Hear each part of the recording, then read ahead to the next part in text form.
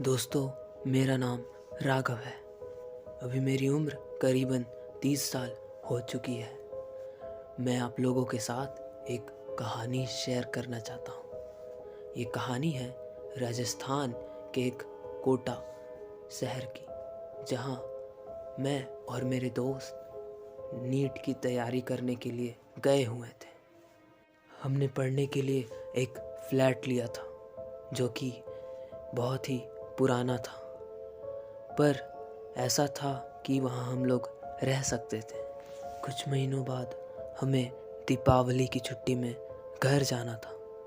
हम घर गए और छुट्टियों के बाद जब कोटा वापस लौटे तो हमने पाया कि रूम उथल पुथल हो चुका है। इस बारे में हमने अपने लैंडलॉर्ड को बताया, पर उसने बोला कि ये सब आपसे ही हुआ होगा, क्योंकि हमने ऐसा कुछ नहीं किया।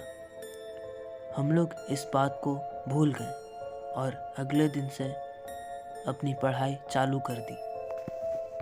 अगले ही दिन जब मैं अपने बेड पे सो रहा था तो मेरे बालकोनी से गुनगुनाहट की आवाज़ आई और मैं थोड़ा डर सा गया और सहम सा गया। अगले दिन जब मैं सुबह उठा तो मैंने अपने दोस्त से ये बात पूछी, तो मेरे दोस्त ने कहा कि मुझे इस बारे में कुछ नहीं पता। अगले ही दिन जब हम इंस्टीट्यूशन से वापस अपार्टमेंट को आए तो अपना बुक को इधर उधर पाया। ऐसा लगा कि कोई इस बुक को पढ़ा है। फिर ये सब बातों को भुला के हम लोगों ने खाना खाया, पढ़ाई की और फिर जब रात हुई तो वापस से लेट गए। दोस्तों, कहते हैं ना कि सच सच ही होता है, सच कभी छुपता नहीं। हमें ये गुनगुनाहट की आवाज़ बार बार और रोज़ सुनाई पड़ने लगी। मेरे दोस्त को भी इस आवाज़ ने परेशान कर दिया था। तभी हमने इस समस्या को लेकर अपने लैंडलॉर्ड से बात किया।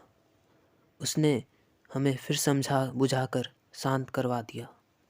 फिर एक दिन मेरी नींद बीच रात में ही टूट गई जब मैंने देखा कि मेरा दोस्त दरवाजे की ओर बढ़ा जा रहा है। मैंने उसे कुछ नहीं कहा, मैं खुद डरा सहमा सा उसे देख रहा था।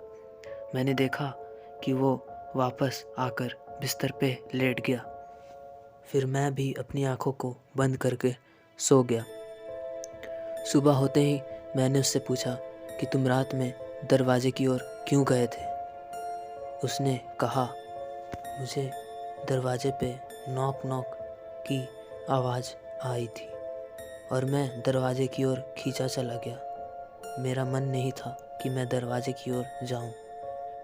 अगले ही दिन मेरे दोस्त ने मुझसे कहा कि रात में तुम किसी और अजीब भाषा में बड़बड़ा रहे थे। मुझे बाद में पता चला कि वो कोई और भाषा नहीं, वो उर्दू भाषा ही थी।